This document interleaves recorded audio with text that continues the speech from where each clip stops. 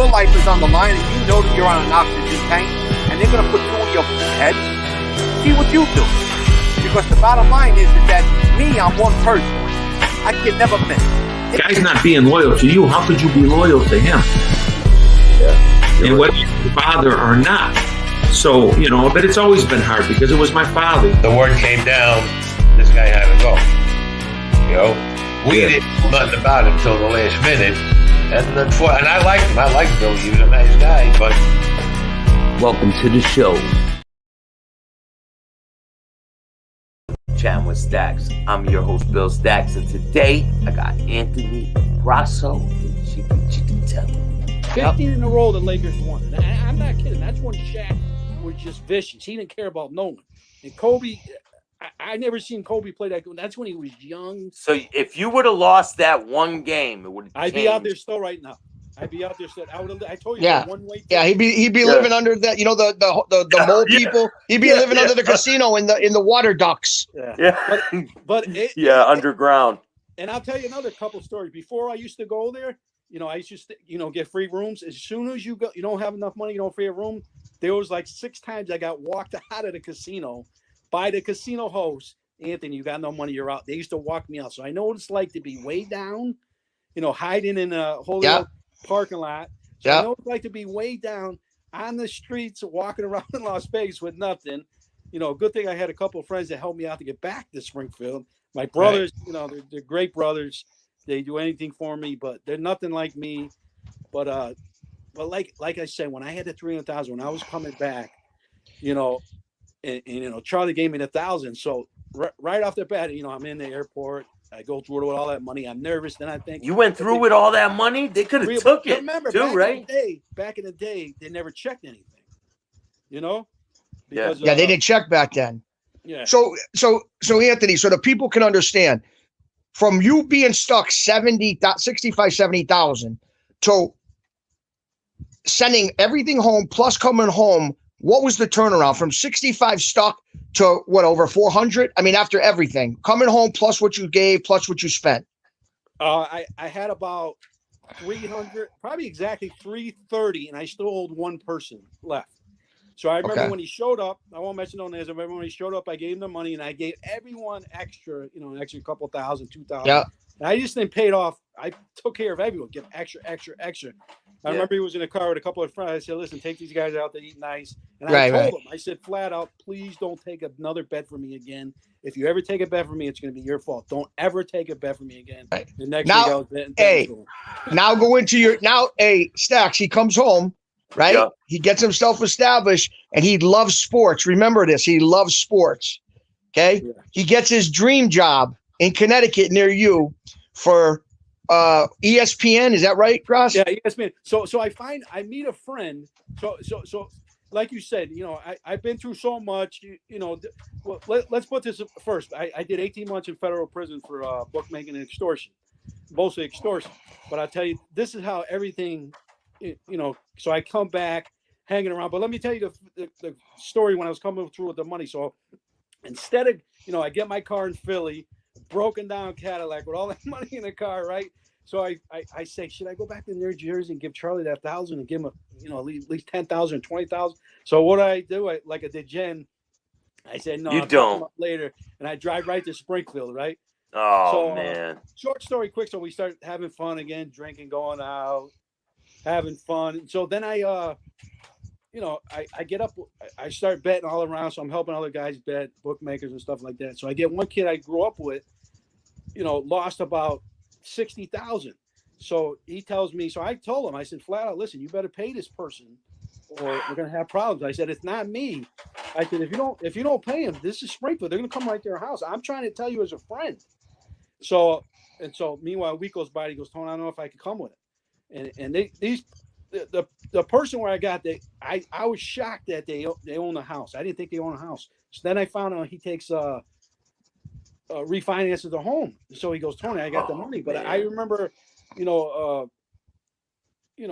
over to his house, getting the money, and then a week later, I get a call for him to come over, and I'm at the bottom of the stairs. And I guess the feds must have came over, and he's at the top of the stairs. And I didn't notice when I was coming over, and he's a little crazy as it is. But people say he's crazy. He's just a junkie. He was a junkie back in the day. He likes the yayo with Pablo Escobar. That's what he likes, the cocaine stuff. But so he's at the top of the steps. I'm at the bottom. He's got a loaded shotgun. I'm not sure if it was loaded, but he had a shotgun pointed at me. And he goes, Tony, I can't take it no more. I paid the money. They're bothering me. The feds are bothering. I'm ratting. And I go, so I'm trying to calm him down. Jimmy, it's okay. Don't worry about it. Everything's going to be all right. No problem. This and that. And so he looks at me, and I could tell he's all wired up. Something's going to happen. So I'm trying to calm him down. All of a sudden, boom, I take off because he had the shotgun pointed at me. Yeah. So meanwhile, life happens. We go to court. He testifies against us. The whole crew I was with, we all get a little time. So I do 18 months in a federal prison, right? I'm in Allenwood. And everyone asks me to this day, everyone goes to the other federal penitentiaries, Fort Dix. Everyone's up at Fort Devens. I don't know. I'm the only one who goes to Allenwood, Pennsylvania. I can't figure out why to this day still. So I went to Canaan. I went to Canaan for sports, a straight sports bookend. Believe me, I know. But go ahead. Yeah, it's so weird what they do. So I go. Meanwhile, you go in there. You think you're gonna get a bunk. I was sitting there 2 weeks. You can't. You don't see. Unless someone gets in a fight or someone leaves, you stay in a hole until someone leaves. So I didn't know that. You can't call your lawyer up and complain. So I'm in there 2 weeks with 3 guys on the floor, all fucked up, shit. Everyone's shitting, complaining, terrible, crying. So I finally get out. You got to take an AIDS test first, a blood test. So the nurses up there and says 748. You get a code for you're from Boston, New York, wherever from 748, and they didn't know what it was from, and they're trying to figure it out. Where's 748 from? And the blood guy goes, I know you. You're a gangster. He goes, 748. It's organized crime. Which I'm a nobody. I'm absolutely a nobody. So everyone thinks I'm a big shot. And so I get out, and not even 1 second, they must have heard there was a big shot from Massachusetts. And no matter what you tell them, you're from Springfield, you're from Boston. Yeah, Boston. Times, I'm from Springfield. Oh, you're from Boston. This, that. I tell them. Yeah. So I said, screw it. Then I finally screw it. Yeah, I'm from Boston. So he comes over. There's one guy.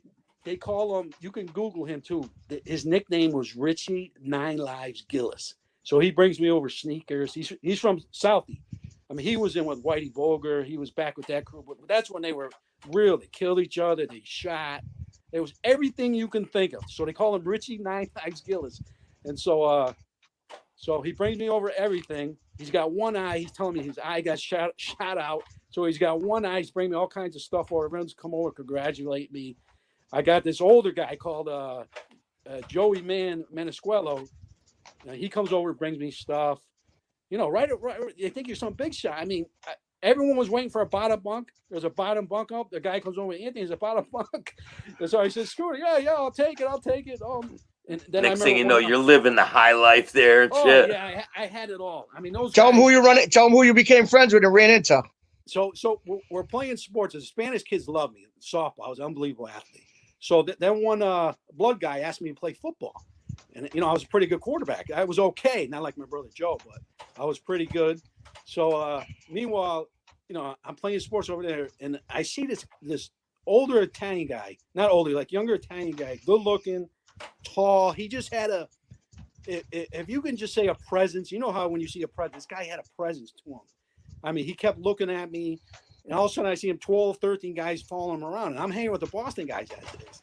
And he's telling me, he comes up to me. There's like 12 or 13 guys, following me. I said, who's this guy? All of a sudden he's a big shot. What's he from, New York? so I find out he's from New York. And so he introduced himself. He comes over. He goes, hey, Anthony, if you need anything, let me know.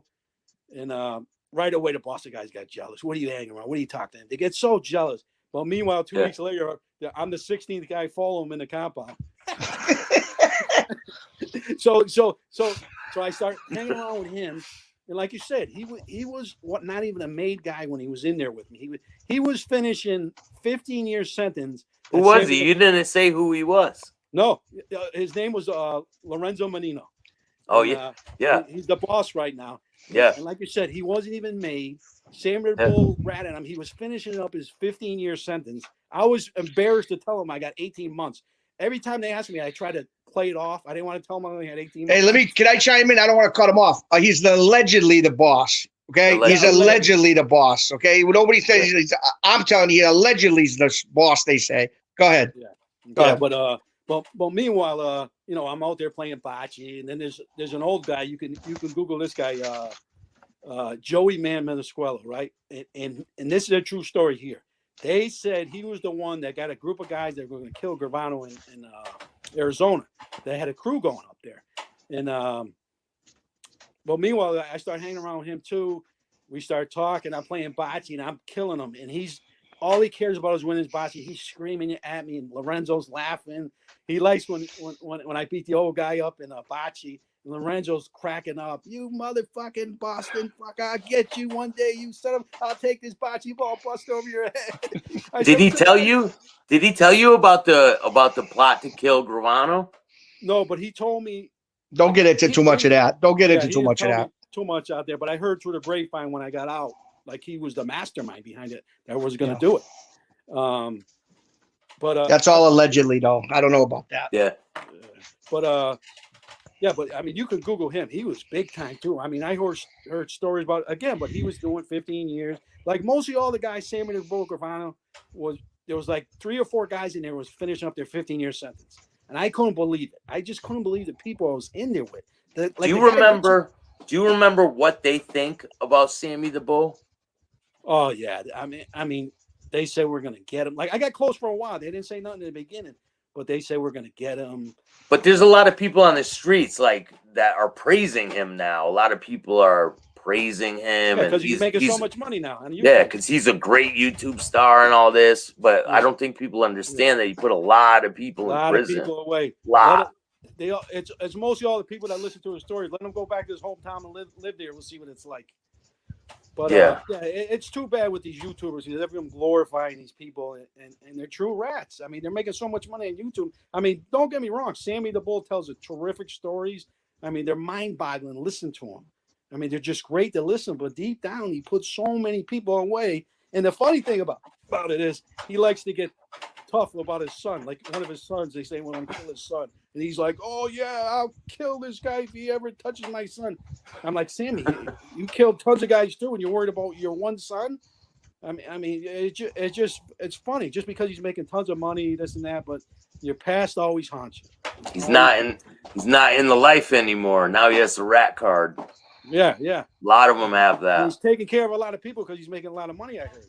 But deep down, like I said, when I was in there, I mean, the guy Richie Nine Lives Gillis was just, I never met the guys from the